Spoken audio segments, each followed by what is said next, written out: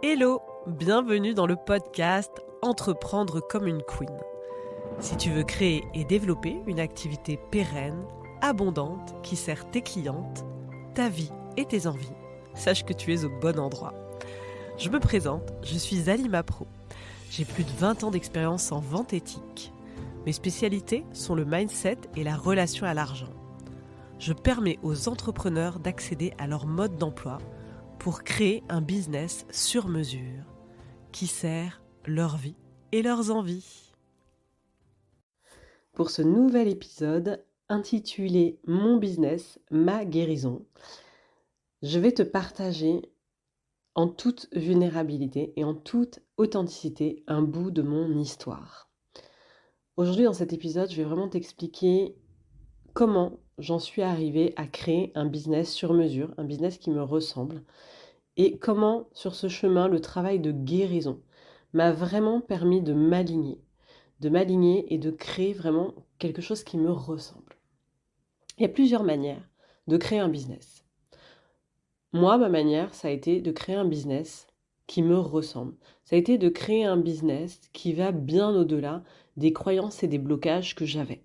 Ceux qu'on m'avait enseignés, les carcans dans lesquels on m'avait mis, de faire quelque chose de différent.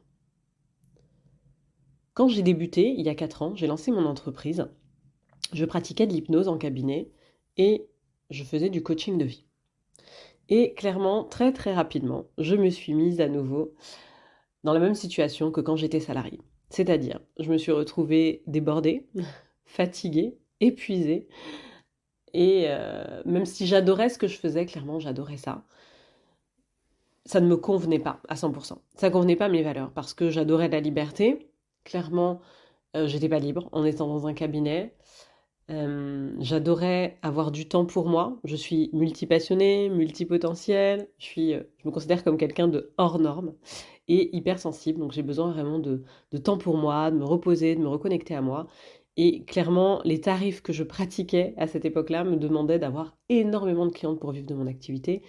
Et donc j'avais finalement peu de temps pour moi, peu de temps pour ma famille, peu de temps pour respecter cet équilibre-là. Donc ça, c'est le contexte de départ il y a 4 ans. Et pour que tu comprennes cette histoire de croyance, c'est comme ma croyance familiale, c'était, et je pense que c'est aussi une grosse croyance sociétale, c'était il faut travailler beaucoup pour bien gagner sa vie, même si j'aime pas cette phrase gagner sa vie, parce que pour moi on n'a pas besoin de la gagner, hein, on mérite tous d'être en vie, mais en tout cas il faut travailler beaucoup, il faut faire toujours plus si on veut plus. Et donc je voulais quand même vivre un minimum de mon activité, donc je faisais toujours plus pour avoir plus, et donc j'étais toujours plus fatiguée. Donc en fait je me suis remise dans mes croyances en étant entrepreneur. Et la magie des réseaux sociaux, ça a été de m'ouvrir en fait au champ des possibles, de m'ouvrir à autre chose. Et en fait, j'ai vu d'autres entrepreneurs qui vivaient un autre modèle. Et je me suis dit, en fait, c'est hyper intéressant. Et comment moi m'ouvrir à ce modèle-là? Clairement en me faisant accompagner. Donc j'ai commencé à me faire accompagner et ça a été le début d'une belle aventure là où j'investissais à mes débuts, j'investissais énormément dans la formation, je me formais tellement d'ailleurs que mon mari m'appelait formateur, je passais ma vie à me former. Sauf que me former, ça me permettait pas clairement de débloquer mes croyances, de vivre de mon activité comme je le souhaitais, de créer une vie qui me ressemble. Et donc j'ai arrêté de passer ma vie à me former pour clairement me faire accompagner par des coachs, des mentors qui avaient des vies que je trouvais inspirantes, en tout cas qui avaient réussi à créer un modèle qui me semblait vraiment être intéressant. Et donc là, j'ai commencé à aller creuser du côté de mes croyances, et en fait, je me suis rendu compte que j'avais tellement, mais tellement de croyances limitantes, c'était fou. Et c'est là où j'ai envie de parler de guérison, parce que clairement, j'avais une grosse problématique liée à l'argent. Sauf que quand j'étais salariée, en fait, cette problématique-là, elle me dérangeait pas, entre guillemets, parce que quand on est salarié, notre employeur nous attribue une valeur, et puis tous les mois, on gagne un salaire, et puis voilà. Il nous dit faut travailler de telle heure à telle heure, il nous attribue un salaire, et puis il nous met dans un cadre, et puis tout va bien. Sauf que moi, je suis hors norme, et j'aime pas le cadre, j'aime la liberté, et j'aime aussi avoir du temps. Pour moi, on n'a qu'une vie, hein, surtout depuis que j'ai perdu brutalement mon papa, j'ai vraiment pris cette conscience, j'ai eu ce niveau de conscience qu'on n'a vraiment qu'une vie, et que profiter de la vie, faut pas attendre la retraite, faut pas attendre d'avoir 80 ans, enfin voilà, c'est aujourd'hui, maintenant. Donc avec ce niveau-là de conscience, j'ai travaillé mes croyances, et c'est là où je parle de guérison, c'est que Je me suis rendu compte en fait que je me sacrifiais clairement dans mes tarifs, que j'avais, des croyances, j'avais peur d'arnaquer les gens, j'avais peur qu'on me juge en fait sur mes tarifs et puis j'avais, une grosse problématique liée à l'argent parce qu'en fait, il y a plus de 10 ans, je me suis retrouvée dans une situation financière très compliquée. Donc j'ai un trauma, hein, clairement lié à l'argent. J'ai dû vendre ma maison en urgence, j'ai divorcé, je me suis retrouvée interdit bancaire, fichée à la Banque de France avec un découvert de plus de 1 000 €. Donc une situation financière très, très compliquée, qui m'a demandé beaucoup, beaucoup, beaucoup de résilience. Et à l'époque, j'étais propriétaire, d'une jument. C'était, clairement comme mon bébé, hein. C'était un rêve d'une vie d'avoir cette jument-là et j'ai dû la vendre tellement financièrement, c'était compliqué. Donc vraiment j'ai vécu tout ça comme un trauma, et puis derrière, j'ai changé de boulot. Enfin, j'ai mis en place plein de choses pour arriver à retrouver une situation financière plus saine. Ce que m'a, enseigné d'abord dans un premier temps ce traumatisme, c'est le fait de mieux gérer mes finances parce que depuis ce jour-là, enfin, depuis le jour où je suis revenue, avec des comptes en positif et j'ai plus été fichée, clairement, je n'ai plus jamais été à découvert. Ça fait plus de 10 ans que j'ai plus jamais été à découvert. Ça m'a vraiment traumatisée et donc quand je suis devenue entrepreneur et que j'ai commencé à vouloir travailler, avec des coachs, des mentors, à vouloir créer une entreprise qui me ressemble, une entreprise sur mesure, clairement, là, je me suis rendu compte que j'avais vraiment un trauma qui me bloquait énormément par rapport à l'argent, sauf que là, j'étais plus salariée. Donc c'était moi qui créais mes propres ressources, mes propres revenus, et là, j'ai fait un travail qui est hyper deep et qui a vraiment littéralement métamorphosé ma réalité, hein.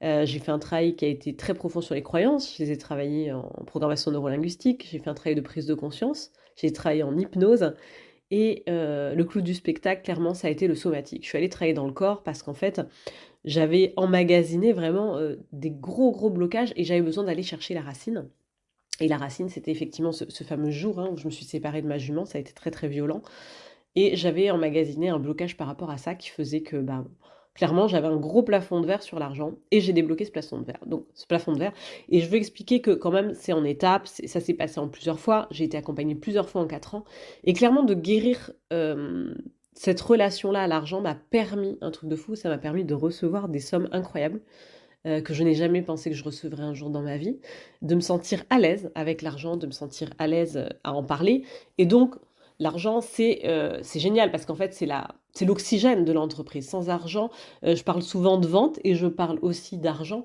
parce que, l'argent c'est l'oxygène de l'entreprise et l'argent c'est la conséquence de la vente. Donc, les 2 sont liés et ce que je trouve hyper intéressant dans ce travail de guérison-là, c'est que quand on guérit sa relation à l'argent, Hem, même si, voilà, je parle de guérison, le travail continue, on est d'accord que enfin moi, je fais partie en tout cas des gens qui pensent que c'est jamais fini. Je continue à travailler sur moi, j'ai une coach en ce moment. J'ai guéri quand même une grosse partie de cette relation-là. Évidemment, j'ai encore des choses à faire, mais aujourd'hui, quand je vois mon compte en banque, clairement, je me dis: «Waouh, waouh, waouh, waouh, mon entreprise aujourd'hui, elle fait 6 chiffres, quoi». Je me dis que je suis arrivée à un stade qui me paraissait clairement impossible il y a 4 ans. Impossible. Impossible pas que pour l'argent, impossible en termes de temps. D'avoir du temps libre, de ne plus être crevé à la veille des vacances, de partir en vacances plusieurs fois par an à l'étranger, de pouvoir redistribuer, de pouvoir déléguer des choses aussi, d'avoir un business qui est vraiment fluide et léger. Je me dis: «Waouh, j'ai fait un sacré travail sur les croyances» et je suis convaincue que vraiment tout part de l'intérieur. Tout le travail, je l'ai fait à l'intérieur de moi. J'ai pas fait plus d'actions. Par contre, j'ai fait plus de travail sur l'être, sur qui je suis, comment je me comporte. Et là où c'est intéressant, ce travail sur l'argent, sur la structuration de mon entreprise, de mon business, qui respecte mes valeurs, mon identité, qui je suis, c'est que ça m'a permis de changer bien d'autres choses dans ma vie. Parce qu'il y a un lien avec le recevoir. Et recevoir de l'argent, vendre, c'est recevoir de l'argent. Et clairement, c'est recevoir aussi autre chose. C'est recevoir des compliments, c'est recevoir des clientes plus alignées, c'est accepter d'être vu, d'être entendu et c'est là où la guérison elle est puissante. C'est qu'à chaque étape, à chaque step que j'ai franchi dans mon business, il y a eu un gros travail sur, l'amour de soi, sur m'autoriser clairement à être plus vue, à être entendue, hem, m'autoriser à dire: «Je suis celle qui réussit». m'autoriser à dire je suis celle qui mérite l'argent, je suis celle qui mérite l'abondance, je suis celle qui a le droit de tout avoir. Je me suis donné beaucoup d'autorisation en 4 ans. Et ça n'a pas été facile tous les jours, c'est important de le dire, parce que aujourd'hui, quand je regarde mon parcours, je me rends compte qu'il y a 4 ans, avant que je fasse mon burn-out, clairement, j'étais de celles qui se plaignaient tout le temps. Et se plaindre, c'était en apparence plus facile pour mon inconscient. Parce que je me fondais dans la masse, parce qu'on avait de l'empathie pour moi. Réussir, ça a été inconfortable. À un moment donné, ça a été clairement inconfortable. Et parce que j'ai tenu bon sur cet inconfort, aujourd'hui je connais le confort. Mais ça a été inconfortable, clairement. Parce que réussir dans une industrie où clairement il y a des gens qui vivent pas de leur business, il y a des gens qui n'y arrivent pas, il y a des gens qui n'arrivent pas à vendre, il y a des gens qui ont du mal à recevoir de l'argent, bah, je faisais partie de celles qui s'autorisaient à briller. Donc je faisais partie de celles qu'on pouvait jalouser, de celles qu'on pouvait critiquer. Et oh mon Dieu, je n'aime pas ça, la critique, c'est très très compliqué. J'ai toujours été celle qui voulait plaire à tout le monde, celle qui voulait faire plaisir. Cette femme qui avait envie vraiment de plaire, vraiment, c'est ça, c'est ce qui me vient, c'est de plaire, de pas froisser les autres, de pas faire de la peine aux autres, quitte à avoir de la peine moi en fait. Donc ça m'a demandé de transcender tout ça, de poser des limites, d'oser dire, bah moi ouais, je réussis, moi j'ai envie, euh, l'abondance c'est aussi pour moi. Ça m'a demandé vraiment un gros travail, c'est pour ça que je parle vraiment de guérison, parce que ce chemin-là, enfin, je dis toujours à mes clientes, et j'en suis convaincue, on n'a pas choisi le chemin le plus facile. Par contre, on a choisi le chemin qui nous permet de reprendre notre pouvoir. Notre pouvoir sur notre vie, sur notre envie, sur nos envies. On a choisi le chemin de la guérison. Donc oui, c'est pas le plus facile. Mais par contre, c'est le chemin, pour moi, le plus épanouissant. Aujourd'hui, mon compte s'appelle Être épanoui, c'est pas un hasard, clairement. Ça m'est venu en intuition il y a... Je me suis pas appelée tout de suite Être épanouie, ça devait être il y a 3 ans à peu près. C'est venu comme une intuition et oui, je me sens épanouie. Je me sens épanouie et d'ailleurs, on me dit souvent, qu'est-ce que t'as l'air épanouie? Alors ça, c'est rigolo. Et puis on me dit parfois, est-ce que t'es pas femme au foyer? Parce que bah, je récupère mes enfants de temps en temps à la sortie de l'école, ils ont 3 activités chacun. Et je fais une grosse partie des sorties scolaires. Donc on me demande parfois si je suis femme au foyer parce que bah, j'ai l'air cool, détendue et puis j'ai beaucoup de temps. Et non, je suis pas femme au foyer. Et en fait, je suis fière de faire partie, grâce à tout ce travail qui a pas été tous les jours facile, je suis fière aujourd'hui de faire partie des femmes qui sont en train de créer un nouveau monde. Ce monde où on peut tout avoir en fait. Et ce monde où on peut s'autoriser, on peut avoir du temps pour soi, du temps pour nos enfants, être présente dans leur éducation et avoir un business successful. Ça, c'est vraiment un nouveau paradigme. Et je suis vraiment fière de faire partie de ça. Et oui, c'est important de dire que le chemin, il n'a pas été facile tous les jours. Il n'a pas été facile tous les jours parce qu'il faut être prête à aller regarder nos shadows, à aller regarder nos ombres, à aller regarder nos blocages, nos croyances. Et si c'était à refaire, je le referais 1000 fois, clairement. C'est un chemin qui est tellement merveilleux. Ma vie, j'ai jamais imaginé qu'un jour elle pourrait être celle-là. Je me suis toujours vue petite, je me suis toujours vue comme étant quelqu'un qui faisait de l'à peu près, comme étant la moyenne, quoi. Je me suis toujours vue comme la moyenne. Et d'ailleurs, en classe, à l'école, j'avais toujours des résultats moyens. Je faisais toujours juste ce qu'il fallait. Euh, Pendant 5 ans d'études, j'ai fait toujours juste ce qu'il fallait pour arriver là où je voulais, mais pas plus, parce que ça me correspondait pas, les études supérieures, ça me correspondait pas d'être mise dans un moule, ça me correspondait pas tout ça. Et créer une entreprise, j'ai jamais pensé que ça m'emmènerait là, clairement. Et pourquoi j'aime accompagner les entrepreneurs, en fait, hein, au départ, donc j'étais praticienne en hypnose et puis j'étais coach de vie. J'aidais les femmes et les hommes hein, à retrouver du sens dans leur vie. Et quand j'ai commencé à me faire accompagner pour développer mon business, je me suis dit waouh, en fait, c'est là le vrai sujet. Pour moi, on a le pouvoir d'être créatrice de sa vie et être entrepreneur, c'est vraiment reprendre le pouvoir sur sa vie et c'est se donner l'opportunité pour moi de créer une vie qui nous ressemble de A à Z. Dans mes valeurs, il y a la liberté. La liberté que je vis aujourd'hui, clairement, en étant salarié, pour moi, c'est impossible. Impossible. Je prends des vacances quand je veux, je travaille la plupart du temps 3 jours par semaine. Je peux voyager, je pourrais même aller vivre à l'autre bout du monde demain si ça me chantait. Mon chiffre d'affaires, il bougerait pas. je pourrais toujours continuer à voir mes clientes, elles sont partout dans le monde, je suis connectée avec elles. C'est hyper puissant, hyper, hyper puissant de pouvoir vivre ça. Un jour, j'ai pas envie de bosser, je bosse pas. Mes enfants sont malades, je vais les récupérer à l'école, je les garde avec moi, j'annule mes rendez-vous, c'est OK. En fait, j'ai vraiment repris le pouvoir sur ma vie et je continue de le reprendre parce que ce que je veux dire aussi au travers de cet épisode, c'est que le travail, il est jamais fini. Il y a pas longtemps encore, quelqu'un m'a dit, «Oh, mais tu te fais encore accompagner alors que tu en es là, alors que tu crées un chiffre d'affaires incroyable, alors que tu kiffes, que tu voyages, que tu fais enfin, tu vis ce que tu as envie de vivre». Ouais, je continue à faire le travail et en fait, le travail, je le fais pour moi, pour mes clientes, pour le monde parce qu'une vie qui change, c'est plusieurs vies qui changent. On impacte positivement notre environnement. C'est la goutte d'eau qui tombe dans la mer et qui a cet effet d'ondulation, d'onde. Et à chaque fois que je débloque une croyance, je vois bien qu'il se passe quelque chose de juste énorme, de juste merveilleux dans ma vie. Et je vois bien aussi que j'ouvre le chemin pour mes clientes. Oh, parce qu'elles se disent: «Waouh, mais elle est en train de créer ce truc, mais en fait moi aussi je peux le créer». Donc vous montrez la voie. Je montre la voie pour plein de choses. Aujourd'hui, je montre à mes enfants que c'est possible de vivre de sa passion.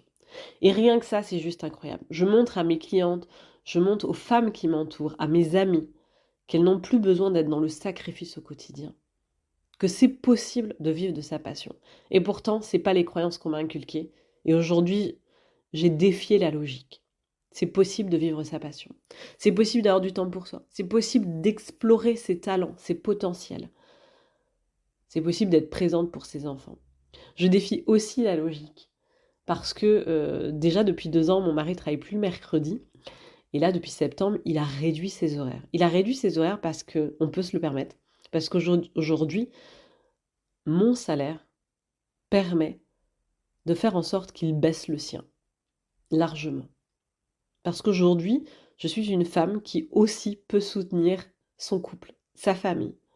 Je n'ai plus ce besoin qu'on prenne soin de moi. Je sais prendre soin de moi et je souhaite moi aussi prendre soin de ma famille. Je suis en train d'ouvrir la voie pour d'autres femmes. Parce que j'ai tellement été pendant longtemps la petite dernière, la petite, celle dont il faut prendre soin, celle dont son mari devait prendre soin.